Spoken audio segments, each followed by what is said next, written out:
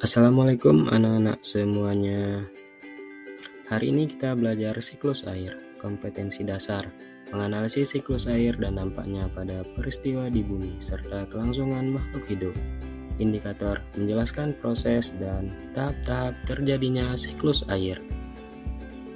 Nah, dikutip dari Fakta Nazafa, terdapat 70% permukaan bumi diliputi oleh air. Hanya 2,5% saja dari angka tersebut merupakan air tawar.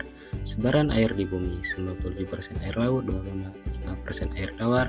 Dari air tawar tersebut terdapat 70 dari gunung, 30 dari dalam tanah, dan 1% untuk dikonsumsi. Nah, kita menggunakan air untuk minum, mandi, dan mencuci. Apakah air yang kita gunakan akan habis? Tentu tidak. Hal itu terjadi karena adanya siklus air. Tahukah kalian apa itu siklus air? Siklus air adalah perputaran air dari bumi ke atmosfer dan kembali lagi ke bumi. Itulah mengapa air di bumi tidak pernah habis karena mengalami perputaran atau sirkulasi. Nah, tahap-tahap siklus air. Air laut mengalami penguapan oleh sinar matahari, evaporasi, lalu membentuk partikel es yang dibawa oleh angin, kemudian membentuk awan, terjadi perubahan suhu di atmosfer, turunlah hujan. Air hujan mengalir ke danau dan kembali lagi ke laut. Proses siklus air terjadi dalam 4 tahap. Tahap pertama yaitu evaporasi, proses di mana air yang ada di laut, rawa, sungai, danau, dan lainnya menguap karena adanya pemanasan dari sinar matahari. Hal ini air diubah menjadi uap air atau gas sehingga bisa naik ke atmosfer. Transpirasi, yaitu proses ini serupa dengan evaporasi, hanya saja proses penguapan ini terjadi pada jaringan makhluk hidup seperti tumbuh-tumbuhan.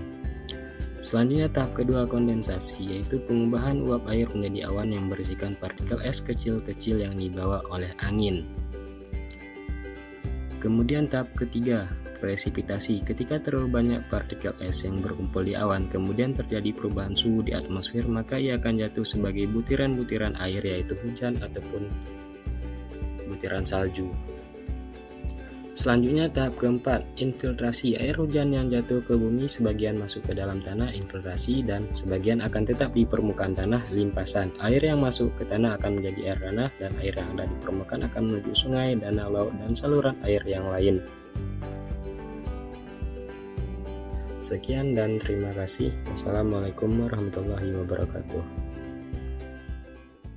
Created using Powtoon.